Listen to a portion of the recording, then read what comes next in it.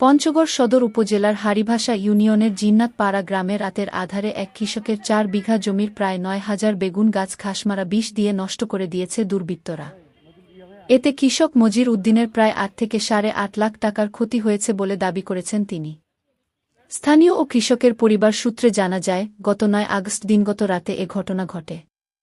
ওই দিন বিকেল পর্যন্ত বেগুন গাছগুলো ছিল সতেজ।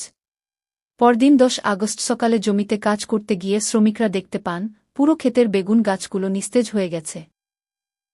পরে তারা বিষয়টি জমির মালিককে জানান। কৃষক মজির উদ্দিন ওই সময় ঢাকায় অবস্থান করায় তাৎক্ষণিকভাবে জমিতে যেতে পারেননি।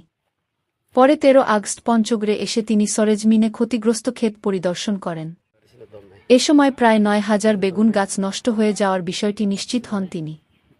মোহাম্মদ আতাউর রহমান এই ক্ষেতে দেখাশোনা করি। এই বেগুন ক্ষেতে ৯ তারিখ রাত্রে বা কারা জঙ্গল মারা ঔষধ দিয়ে পুরা বাগানটা ধ্বংস করে দিয়েছে।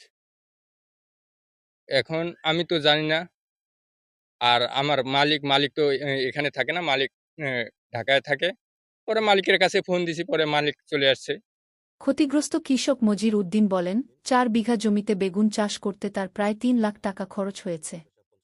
অধিকাংশ গাছে ফল আসতে শুরু করেছিল। ভালো ফলন হলে এই ক্ষেত থেকে ৮ থেকে সাড়ে ৮ লাখ টাকা আয় করার আশা ছিল। কিন্তু দুর্বৃত্তরা ঘাসমারা বিষ প্রয়োগ করে গাছগুলো নষ্ট করে দেওয়ায় এখন তার সব আশা শেষ হয়ে গেছে। কারা এ ঘটনা ঘটিয়েছে সে বিষয়ে তিনি কিছু জানেন না। স্থানীয়রা জানান, মজির উদ্দিন একজন ভালো মানুষ।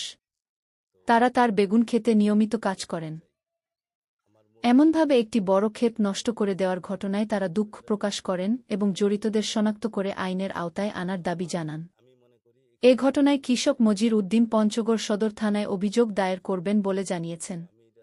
তিনি ক্ষতিপূরণের পাশাপাশি ঘটনার সুষ্ঠু তদন্ত ও জড়িতদের দৃষ্টান্তমূলক শাস্তি দাবি করেছেন। তথ্যবিরোধীতে ছিলেন আসাদুজ্জামান আপেল। পঞ্চগড় প্রতিনিধি, সিটিজেন নিউজ।